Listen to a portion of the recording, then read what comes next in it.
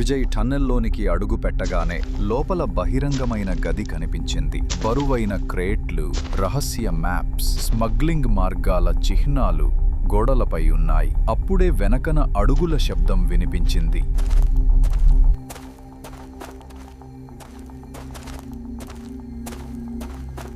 Vijay flash light వేసినప్పుడు అతని సహచర ఇన్స్పెక్టర్ రమేష్ అక్కడ నిలబడ్డాడు. విజయ్, నువ్వు నిజానికి దగ్గరగా వచ్చావు, కానీ ఈ సరిహద్దు వ్యాపారం నేను, నందరాజు, రామచారి కలిసి నడుపుతున్నాం అని రమేష్ అన్నాడు. వెంటనే 10 మంది గన్మ్యాన్లు బయటకు వచ్చారు. విజయ్ చుట్టూ గన్మ్యాన్లు ఉన్నారు. తుపాకులతో చంపడానికి సిద్ధంగా ఉన్నారు. రమేష్ దగ్గరకు వచ్చి చెప్పాడు, ఈ టన్నెల్లోంచి బయటకు నువ్వు బ్రతికే రాకూడదు. నువ్వు సరిహద్దు దాటిన చివరి పోలీస్వి అవుతావు.